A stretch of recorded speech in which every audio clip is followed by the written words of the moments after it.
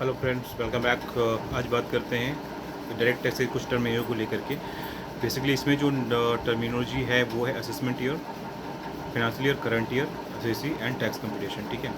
Assessment year क्या होता है? असेसमेंट ईयर उस ईयर को कहते हैं जिसके जस्ट प्रीवियस ईयर में हम टैक्स लायबिलिटी का सर्टेन करते हैं। तो जिस ईयर के लिए हम टैक्स लायबिलिटी का कंप्यूटेशन करेंगे उसके जस्ट सब्सिडिंग ईयर को हम असेसमेंट ईयर कहते हैं। ठीक है। सेम केस में रिवर्स आ जाते हैं तो प्रीसीडिंग प्रीवियस ईयर है और या फिर फिनेंशियल ईयर है।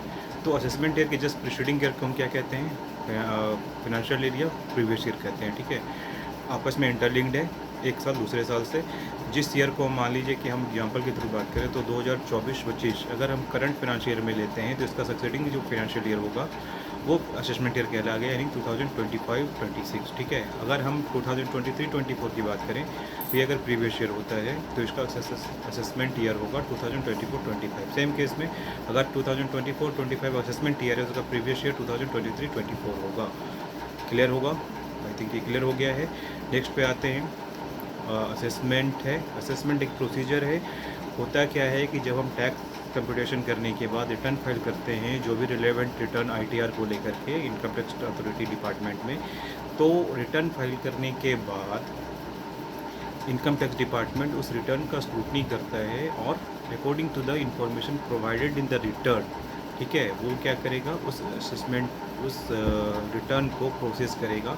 अगर सब कुछ सही है तो वो रिटर्न प्रोसेस करके इंटीमेशन देता है अशेषी को कि वो रिटर्न इज प्रोसेस्ड सक्सेसफुली। अगर नहीं तो with demand of the certain information वो एसएससी को नोटिस भेजता है कि आप इसका डिमांड जो भी इन्फॉर्मेशन वो प्रोवाइड करें।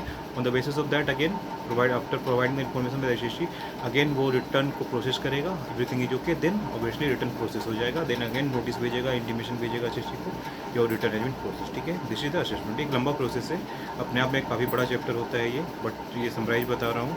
आगे पढ़ेंगे इसको क्या होता है, बेसिकली असेसमेंट होता क्या है और प्रोसेस क्या है इसका। ठीक है। बहुत सारे असेसमेंट के टाइप होते हैं।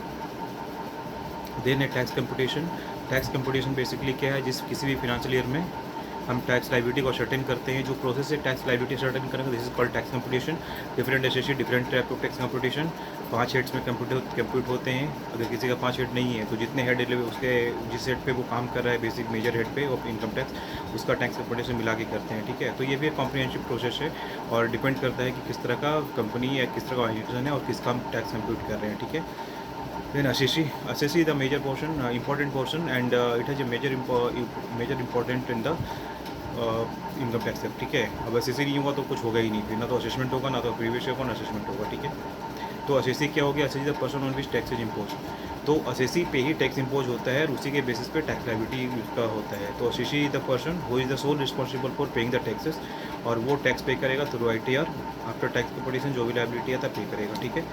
आई think this all subject and topics are clear. ठीक है। बहुत समरी में बताया हूँ, पढ़ें, बताएं। कहीं डाउट्स है तो मुझे प्लीज़ डायरेक्ट मैसेज करें। And again request for like and subscribe. Thank you very much.